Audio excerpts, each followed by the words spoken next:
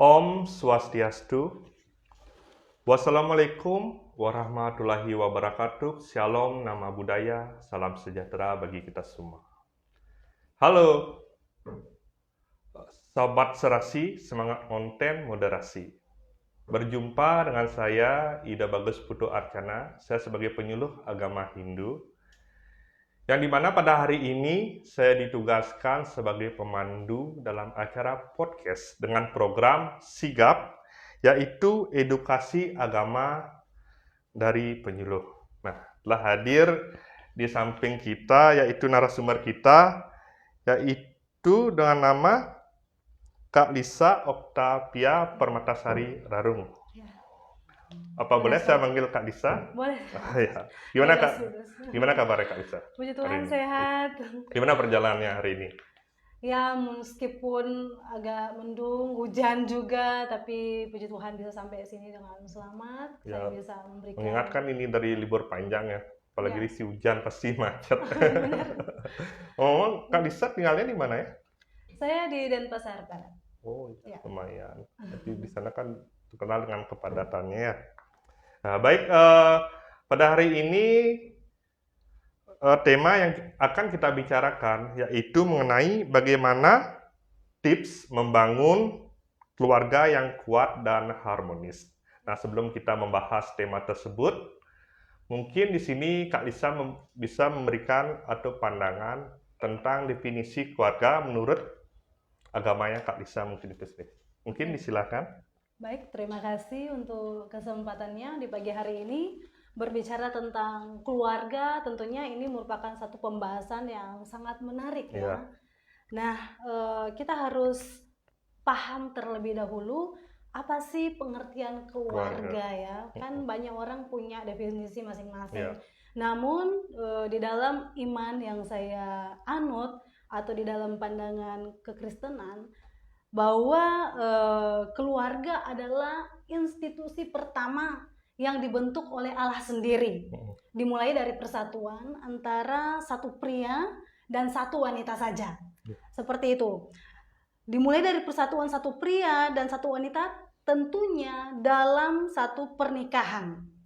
Di dalam kitab Kejadian 2 ayat 24 di sana dituliskan bahwa sebab itu seorang laki-laki akan meninggalkan ayahnya dan ibunya dan bersatu dengan istrinya sehingga keduanya menjadi satu daging. Itulah yang dimaksudkan dengan keluarga. Nah, pernikahan adalah satu persatuan yang dirancang oleh tentunya Allah sendiri ya.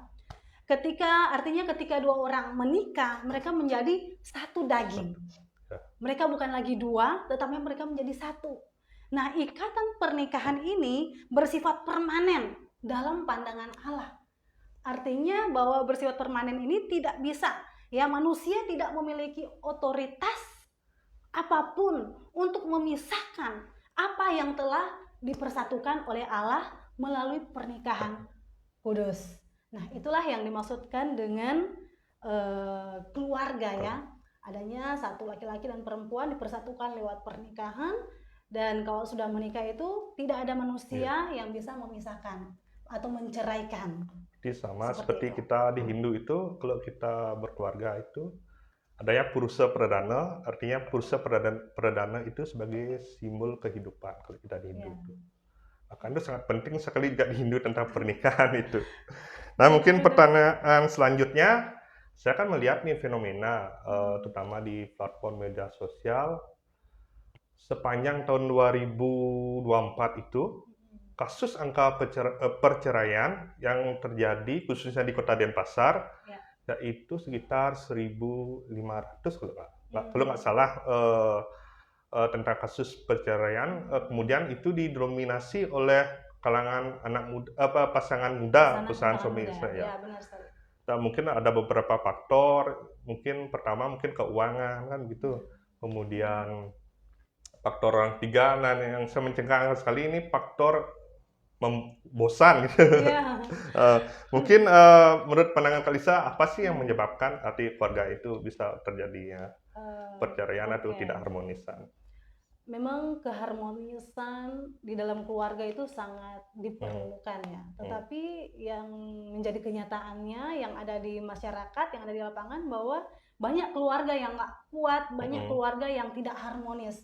Tentunya kita harus tahu penyebabnya, mengapa keluarga itu tidak harmonis. Mengapa ada yang mengatakan bahwa kalau pacaran itu lebih romantis daripada sudah suami istri, ya kan? Tapi sebenarnya itu adalah pandangan yang salah. Seharusnya ketika dia sudah menikah harus lebih romantis, harus lebih erat, harus lebih dekat dibandingkan dia masih pacaran dulu. Karena masih pacaran kan mereka masih 2 orang. Tetapi ketika dia sudah menikah, dia bukan lagi 2 tetapi 1 orang. Nah, kita akan menggali penyebab dari tidak kuat dan tidak harmonisnya sebuah keluarga. Itu yang pertama, karena pasangan yang tidak seiman. Ya, kalau di kekristenan kami dianjurkan untuk menikah dengan orang yang seiman. Sama juga di Hindu seperti begitu. Berarti sama. Jadi kalau kita menikah dengan pasangan yang tidak seiman, itu diibaratkan dengan kita naik satu perahu, tetapi yang satunya mau ke hulu, yang satunya mau ke hilir. Akhirnya tidak ada satu visi misi. Itulah yang menyebabkan keretakan di rumah tangga ya, tidak harmonis seperti itu. Kemudian yang berikutnya adalah tidak menjalankan fungsi dan peran masing-masing di dalam keluarga. Misalnya fungsi laki-laki seperti ini, fungsi suami seperti ini, fungsi istri seperti ini.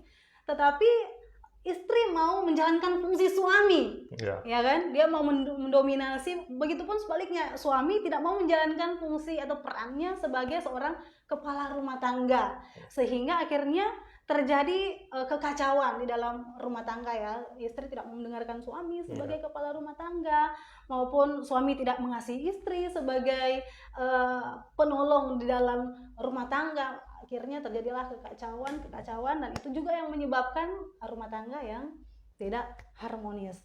Kemudian apalagi tidak menjaga komitmen.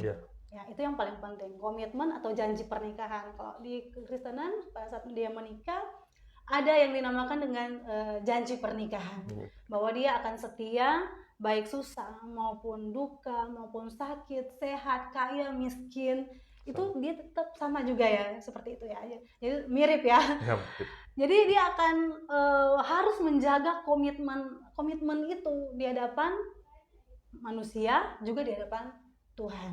Ya, meskipun dia lihat biasanya kan kalau misalnya pasangan muda ya, bentuk istrinya pasti akan berubah pada saat dia hamil, setelah melahirkan pasti udah nggak mungkin sudah nggak seenak dilihat dulu ya, karena apalagi kalau pasca melahirkan rambutnya rontok, mukanya penuh dengan jerawat dan sebagainya. Berubah fisik itu. Berubah fisiknya. Suaminya malas dia lihat kan itu. Di luar lebih harum, lebih bening gitu. Akhirnya dia lupa dengan janji dia lupa dengan komitmen, sehingga terjadilah kekacauan dalam rumah tangga. Kemudian apalagi banyak sih penyebabnya, masalah komunikasi. Nah, sekarang kan biasanya gadget itu sih. Ya kan? Media sosial yang keras kan memang benar. Meskipun kita ada dalam satu ruangan, jangankan satu ruangan ya, satu tempat tidur ya. Tapi suami begini, istri juga begini ya. Fenomena tuh zaman sekarang. Jadi akhirnya nggak ada komunikasi yang baik antara suami dan istri. Biasanya kalau nggak ada gadget kan bisa sharing pengalaman hari ini, apa yang terjadi di kantor, apa yang terjadi di tempat pekerjaan. Itu dah, maaf sebelumnya, itu dah waktu ini sempat saya melihat kan di platform media sosial, salah satunya TikTok, ada istilah tren TikTok. Nah, di sana di mana seorang istri ini yang kebetulan dia tugasnya sebagai mengurus ibu rumah tangga, kan saking seringnya dia menonton TikTok, adalah salah satu influencer di sana menuntut bahwa minimal standar uang yang diberikan kepada istri itu minimal 15, mungkin itu diikuti. Akhirnya sebelumnya dia itu ini kejadian bukan di Bali, di luar Bali nih saat sempat kejadiannya itu dia karena sering menonton TikTok salah satunya kan gitu. Itu menuntut suaminya biar dia kasih 15 juta. akhirnya mungkin karena tidak memenuhi ya ya. suaminya nggak kuat, akhirnya dibawa pengadilan perceraian Hmm. gitu. Jadi itu ya masalah, selain komunikasi Mm-mm. juga ekonomi Ya ya. itu penting itu Ekonomi itu memang. penting, kadang eh, tidak mencukupi kebutuhan dapur, jadi frustasi akhirnya gimana caranya supaya eh, kebutuhan itu tercukupi ya. Ya. Itu yang kadang menjadi bentrok di dalam rumah tangga. Kadang istri Nah, lihat misalnya ya, bukan hanya istri aja tapi suami, wah kayaknya ini lebih mapan deh gitu, kayaknya iya, saya pindah ke lain hati aja itu gitu. kadang-kala kan Ya banyak kan. nih kalau udah merasa suami ataupun istri yang punya gaji besar, Mhm. kadang-kadang ini gajiku gitu. Iya, Sebenarnya kan benar ini gaji sekali. kita kan gitu. Ini Iya, uang kita untuk kebersamaan kita gitu. Yang penting. akhirnya tidak harmonis, muncullah Iya, kekerasan dalam rumah tangga. Ya kan, suami merasa bahwa dia tidak dihormati, dia tidak dihargai, apa yang dia lakukan tidak dianggap remeh sama istri. Terjadi kekerasan atau KDRT dalam rumah iya. tangga juga itu adalah penyebab dari tidak kuat dan tidak harmonisnya keluarga. Juga ada faktor eksternal. Nah, faktor eksternal itu adalah orang ketiga. Ya, Ya, pasti. orang ketiga, orang ketiga bukan hanya saya orang ketiga, Iya, tapi mertua juga, mertua, ya mertua, teman, teman, dan ipar kan sebagai mungkin ya. ipar ya, Mm, kadang terlalu mau masuk campur dengan mm, urusan keluarga ya, urusan rumah tangga, sehingga suami jadi yang mana yang harus saya dengar ya, istri kok kamu tuh lebih dengar gini gitu, jadi mm. lebih buat sebenarnya bukan, bisa saja sih dia mendengar masukan, kritikan Ya, dari luar, tapi itu hanya sebagai bahan saja, bahan pertimbangan, bukan untuk menjadikan standar standar ya, rumah tangganya ya seperti itu itu. dah. Ya. Mungkin sama juga kita di Hindu ya, istilah kita berkeluarga itu istilah kita kan kalau udah bersuami istri itu dalam bahasa Balinya merapian. Hmm. Merapian itu kan kata dasarnya ram. Kalau di Iya, Indonesia itu sebagai atap rumah. iya benar. Nah, bagaimana nggak atap rumah tuh dengan banyak gini apa cobaan dari terik panasnya matahari kan itu derasnya Hmm. hujan. Begitu juga kita dalam bersuami istri itu bagaimana Iya, nggak cobaan dari luar gitu, artinya dari luar maupun di dalam, makanya dari itu unsur-unsur yang menguatkan iya, istilah atap rumah itu, dan juga kita tuh harus memang kita pegang harus, kuat iya, ya. kita harus Salah satu hadapi ya. itu goyah, anggap saja kalau di dalam atap rumah tuh kalau kayunya tuh goyah otomatis ini Iya akan benar. terganggu kan gitu, itu dah Terganggu. istilahnya. Hmm. Nah, kemudian pertanyaan selanjutnya kan ada sebab, ada akibat. Nah, Benar, benar, mungkin benar sekali. menurut Kak Lisa apa sih akibat dari keluarga tidak tidak harmonis menurut pandangan Kristen tuh? Wah, banyak Banyak sekali ya? ya. Banyak sekali dampak keluarga Mm-mm. yang tidak harmonis. Ya, salah satunya adalah ya frustasi, Mm-mm. ya. Suami frustasi, istri frustasi, anak Anak juga pasti terutama ya. frustasi ya. Selain frustasi, tadi kekerasan dalam rumah tangga Tuh. karena suami tidak merasa tidak dihargai dan lain sebagainya. Istri juga begitu, merasa tidak dikasihi, tidak dihormati Keluarga dan juga kan, sebagainya keluarga ya. istri maupun suami kan begitu ya. Ya, bisa terjadi KDRT, kemudian frustasi, ada pikiran untuk bunuh diri ya, kan Ya, banyak biasa, oh bagus sudah nggak ada tujuan hidup lagi, untuk apa lagi saya hidup, rumah tangga sudah benar. hancur berantakan, untuk apa Hmm. lagi akan Terutama bekerja. salah satunya faktor dibalik kan banyak bunuh itu. Bunuh diri ya, bunuh Salah diri ya. satunya dia bercekcok dengan istrinya, kemudian ia emosi, dia bunuh istrinya, sedangkan langsung suaminya bunuh Bunuh diri. diri itu sangat, Banyak itu kejadiannya. dampak keluarga yang tidak Heeh. kuat dan tidak harmonis. Selain itu ada perceraian juga ya, Mm-mm. dampaknya Ya, perceraian. itu Banyak dampak kan angka akhirnya itu. perceraian juga di Itu Indonesia dah. terjadi. Terutama di pasar itu dah saya Hmm. terkejut loh mengingat banyak sekali ya. Arti nggak dari kita di Hindu tapi semua ya kayak itu kalau nggak Iya, salah. bukan hanya saja di Mm-mm. agama tertentu, tetapi perceraian juga terjadi di semua Mungkin agama ya. kalau menurut Kristen tuh mungkin dampak apa mungkin yang bisa gini yang terjadi, mungkin ada nggak ayat-ayat yang gini mengenai tentang itu ketidakharmonisannya. Ketidakharmonisannya begini sih, dampaknya secara umum aja seperti tadi itu. Jadi tapi terutama itu kepada kesehatan mental dan pertumbuhan karakter. Itu dia. Seharusnya kan anak ini melihat patron, melihat teladan dari orang tua, Ya, bagaimana orang contoh. tuanya mengasihi Tuhan sungguh-sungguh. Tetapi yang dia lihat itu bukan seperti itu. Yang dia lihat malah orang tuanya bertengkar, Kar, orang tuanya berantem, orang tuanya nggak pernah satu hati. Akhirnya orang tua tidak menjalankan fungsi dan perannya bagaimana dia harus mendidik anak untuk lebih takut akan Tuhan, mendidik anak menjadi dia sendiri menjadi teladan. Oh, saya ini takut akan Tuhan, dan kemudian hari ketika anak saya berumah tangga, dia akan melihat teladannya orang tuanya seperti apa. Jadi sangat luar biasa sekali dampaknya kepada generasi kita, anak-anak kita. Jadi bagaimana harusnya keluarga itu ya, kita harus bangun keluarga yang kuat dan keluarga yang harmonis. harmonis. Sama juga kita di Hindu kan itu dampaknya, terutama yang sering ya dalam kutip berselingkuh lah. Artinya ada dalam sastra itu menyebutkan itu sangat luar biasa itu gini ya, dosanya. Artinya bukannya berarti dosanya itu akan kita bisa nikmati di saat kita menuju kematian gitu. Itu sangat luar biasa itu dosanya kalau kita sampai menyakiti istri ataupun anak dan sampai itu berselingkuh itu luar biasa. Kita di Hindu tuh udah paling tinggi dosanya kalau udah namanya berselingkuh gitu. Mungkin di Kristen ada atau gimana? Sama, Tentang kita kan gitu tentang menjaga komitmen tadi ya, kesetiaan, bagaimana Tuhan sudah institusi pertama yang dibentuk oleh Allah kan keluarga tadi ya. Dimulai dari persatuan satu pria, satu wanita, kemudian di sana di dalam Matius atau Markus kalau nggak salah tadi ya, bahwa pernikahan itu dirancang oleh Allah, dirancang oleh Allah, tidak ada satupun orang yang bisa memisahkan itu, ya, memisahkan itu dan termasuk diri kita sendiri, ya, termasuk diri kita sendiri, karena itu sudah dirancang oleh Allah supaya kita hidup saling setia satu dengan yang lainnya. Apapun yang terjadi, kita harus tetap saling setia.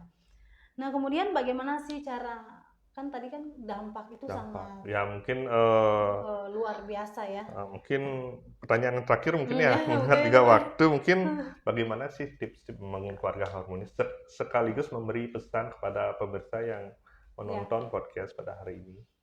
Baik. Silakan. Kalau kita melihat dampaknya yang sangat negatif ya, sangat berakibat fatal untuk diri kita sendiri, untuk pasangan, juga untuk anak-anak kita ya. Sampai bagaimana dia bunuh diri, sampai bagaimana dia frustasi, perceraian, KDRT, bahkan berdampak pada pertumbuhan mental dan karakter anak. Maka kita harus cari tahu bagaimana sih membangun keluarga yang kuat dan keluarga yang harmonis. Ya, ini satu pembahasan yang menarik. Yang pertama, kita harus punya fondasi spiritual yang kuat. Ya, itu penting. Ya, itu paling penting. Punya fondasi spiritual yang kuat ya. Kata Yosua dalam kitab Yosua ya, kata Yosua kepada bangsa Israel pada saat itu. Tetapi aku dan seisi rumahku kami akan beribadah kepada Tuhan. Jadi artinya dia punya satu iman yang teguh bahwa dia akan membawa keluarganya, anak dan istrinya untuk beribadah kepada Tuhan saja ya, kepada Tuhan.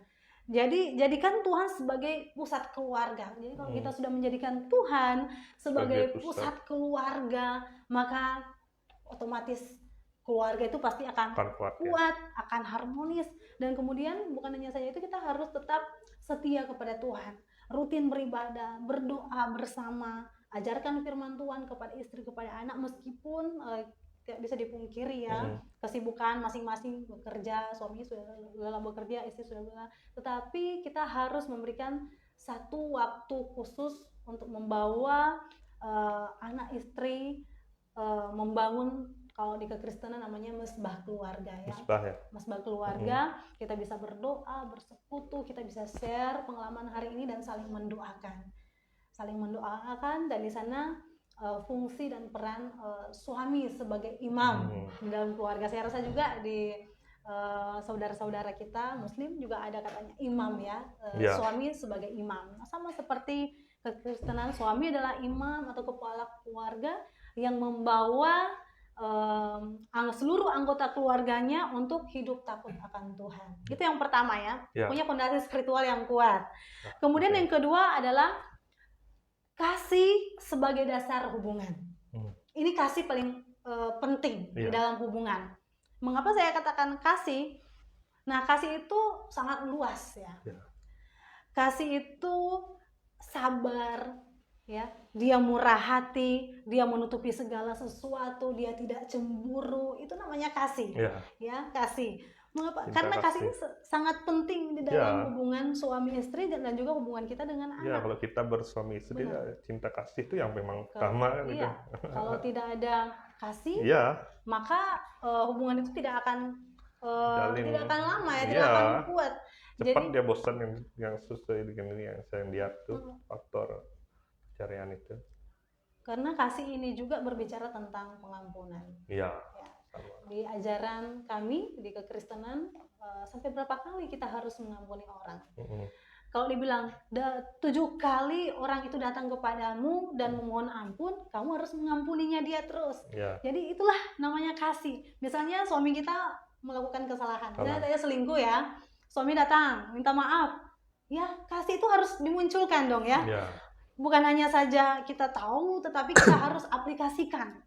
Ya, saya mengasihi, saya begitu juga kan suami harus dia memasukkan harus bisa berubah kan gitu ya. Benar. Jangan hanya datang yang minta maaf gitu ya. Jangan begitu.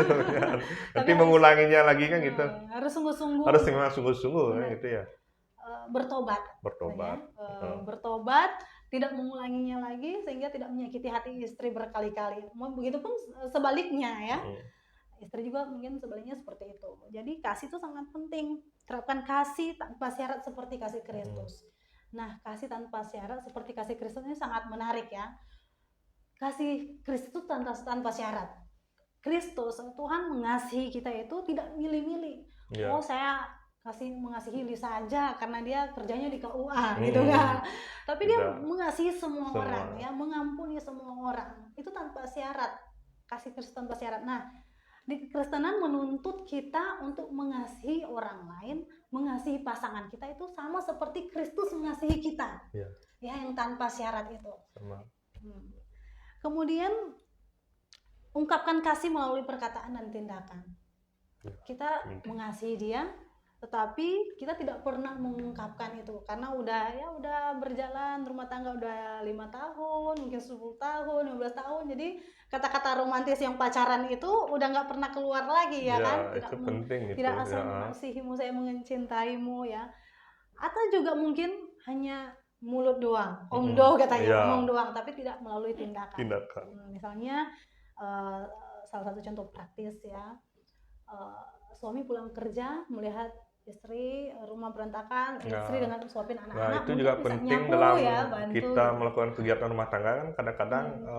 Kadang-kadang ada suami yang terlalu egois ya, karena dia merasa dia sebagai bapak rumah tangga atau yang menafkahi, kadang-kadang tidak mau mengambil pekerjaan. Padahal itu penting sekali hal-hal kecil seperti itu ya Kak Lisa ya. Kita memandang bahwa pekerjaan istri rumah tangga itu sepele ya, tapi kalau kita mau bayar ART itu coba kita hitung aja ya.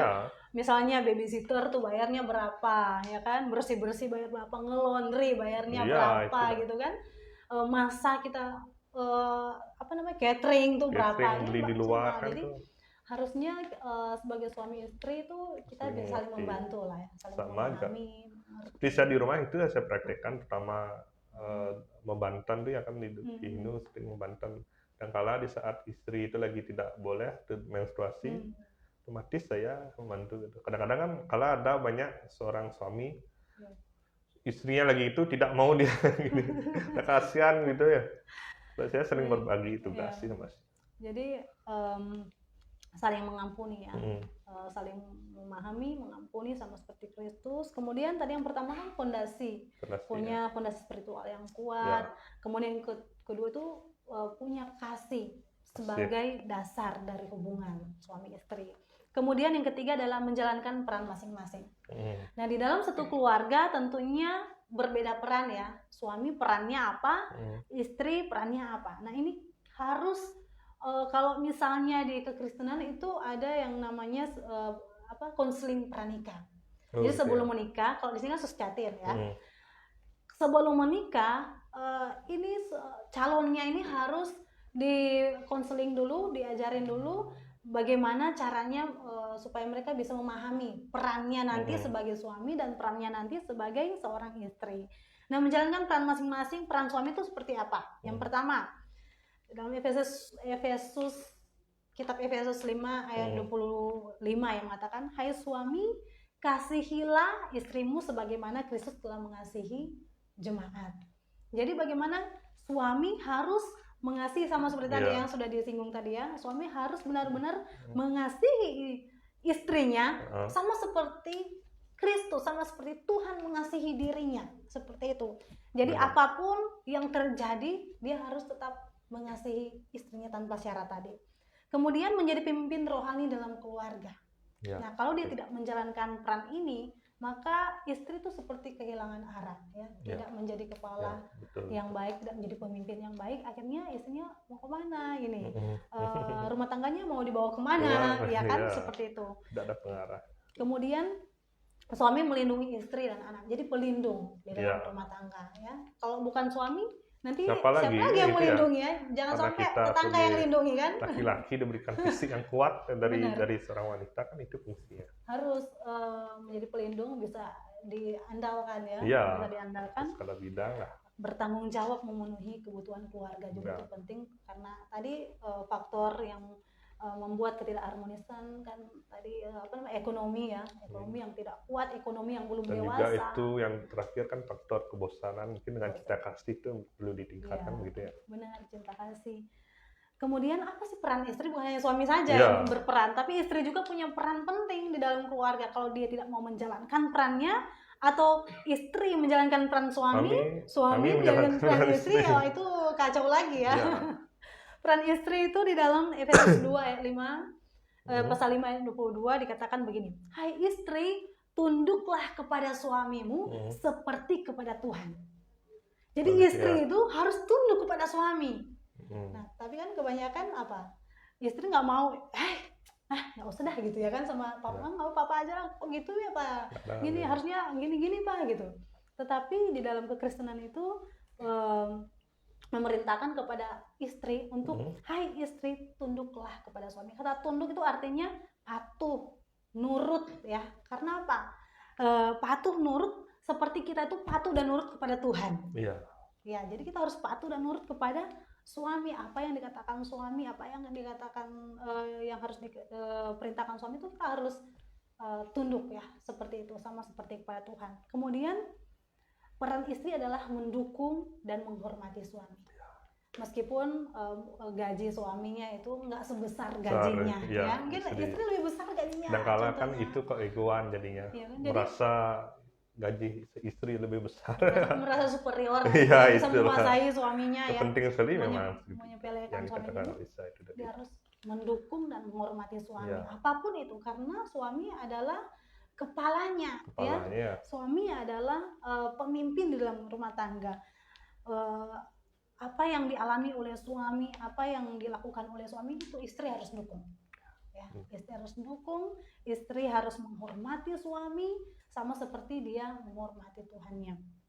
Kemudian istri harus membantu suami dan dalam memimpin keluarga. Artinya begini, membantu suami dalam memimpin keluarga ini berbicara tentang bagaimana kita mengurus anak-anak kita kan, rumah tangga. Biasanya kan istri itu lebih banyak waktu dengan anak-anak biasanya, dan biasanya pada umumnya anak-anak itu lebih dekat dengan ibunya, ya kan? Betul itu. Ibunya. Jadi ibulah yang membantu suaminya untuk mendidik anak-anaknya, mengajari anaknya, bukan hanya saja mengajari baca, tulis dan lain sebagainya, tetapi etika, moral gitu ya, agama, bagaimana dia harus membantu. Meski begitu, peran suami juga tetap ya sebagai imam, dia juga harus menolong istrinya. Kemudian yang terakhir adalah peran istri adalah mengurus rumah tangga dengan hikmat, dengan hikmat Tuhan, penuh dengan hikmat. Dia harus menyisihkan waktunya untuk suaminya, Mm-mm. untuk anaknya, untuk dirinya sendiri, Diri. untuk pekerjaan. Kalau dia adalah seorang kalau di kekristenan pendeta, dia juga harus bagaimana menyisihkan waktunya untuk mengurus umat Tuhan atau jemaat kata lainnya. Jadi dia harus penuh dengan hikmat. Jangan Iya. sampai dia sudah sibuk dengan pekerjaan, sibuk dengan anak sehingga menelantarkan Iya. suaminya ya, Ya, tidak melayani penting. suaminya dengan baik, sehingga ya itu Harus seimbang ya. harus seimbang. Bagaimana dia di masyarakat dan juga itu di keluarga itu bisa Masyarakat, diterapkan. keluarga ya, rumah tangga. Baik, sama juga kita di Hindu nih, artinya ada sih sastra di dalam kitab Manawa Dharma Sastra dijelaskan itu seorang suami ataupun seorang laki-laki itu sangat penting sekali, artinya terutama menjaga gini apa namanya istilahnya tentang keharmonisan di dalam keluarga itu, terutama tentang menjaga supaya kita dalam rumah tangga itu tidak terjadi suatu permasalahan, artinya menghormatilah seorang istri. Di sana dijelaskan di sana dijelaskan bahwa apabila seorang suami menghormati istri, di sana kan dewa-dewa itu mendekat. Nah, dalam artian kalau sudah kita di rumah tangga itu harmonis, otomatis kan kita bisa bekerja lebih baik, tidak ada beban kan gitu. Kalau sudah kita bertengkar ya gimana, kita nggak konsen jadi ya terbawa ya. Jadi bagaimana membangun keluarga yang harmonis dan yang kuat, itu yang pertama punya fondasi spiritual yang kuat, kemudian kasih sebagai dasar hubungan. Kemudian yang ketiga menjalankan peran masing-masing ya, peran suami apa yaitu mengasihi tadi, yang peran istri itu tunduk kepada suami.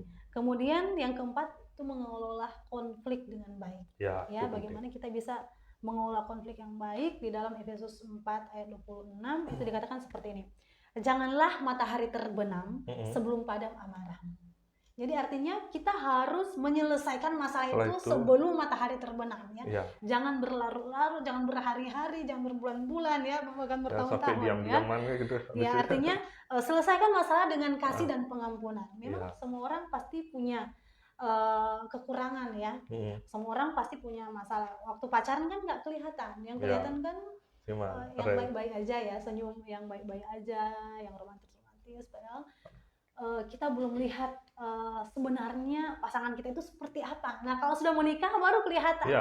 Kalau misalnya suaminya anak bungsu, istrinya anak sulung, nah udah. Kalau anak bungsu kan biasanya mau dilayani kan, mau dilayani terus di rumah kan dilayani terus kan, karena bungsu ya, mau dilayani, mau dimanja-manjain. Tapi pada saat dia berkeluarga nggak bisa seperti itu. Kelihatan ya kan? Karakternya kan karena gitu. Dia harus jadi pemimpin ya, dia harus menjadi pemimpin, dia harus menjadi teladan dia harus kuat, dia harus bertanggung jawab ya kan.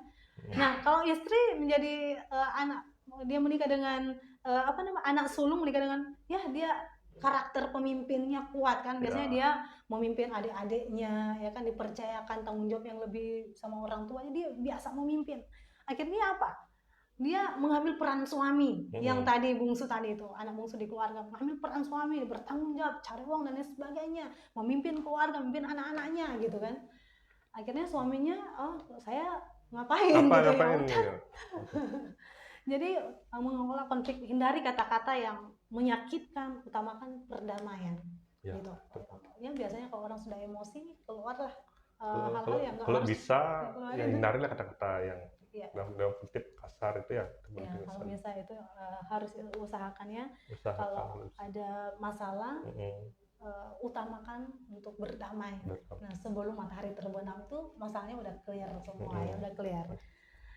Oke, yang kemudian yang terakhir nih ya, udah 4 ya konflik.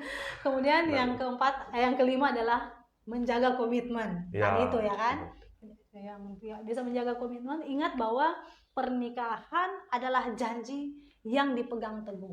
Ya, janji yang dipegang teguh, tetap berkomitmen untuk menyelesaikan masalah, bertumbuh bersama dan membangun kehidupan bersama.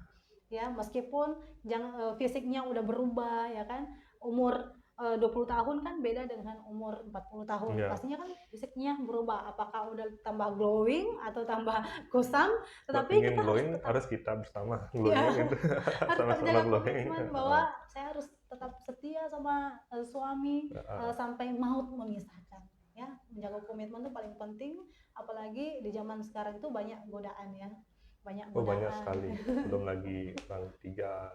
Baru sosial media sangat keras Iya, sekarang. sosial media. Mukanya berjerawat di foto kinclong gitu kan, wah Kinclong. kan cantik gitu. Tapi pas ketemu kok lain ya. Kok lain gitu. Banyak godaan di sosial media. Artinya sebagai suami, sebagai istri, supaya hubungan kita kuat dan tetap harmonis, jagalah komitmen pernikahan. Ya, betul sekali. Nah, mungkin gimana waktu sudah ya. Ya baik, sangat menarik sekali pemirsa topik yang kita bahas. Karena terbatasnya waktu, mungkin saya akhiri ya podcast pada hari ini.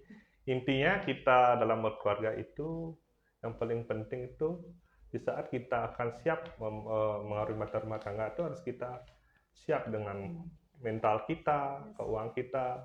Pokoknya harus siap dari segala lini. Benar. Biar bisa kita menjalani rumah tangga itu dengan harmonis dan kuat. Amin. Demikian podcast hari ini.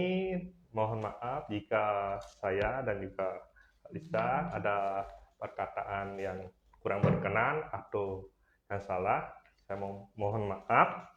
Dan saya akhiri dengan mengucapkan Prama Santi.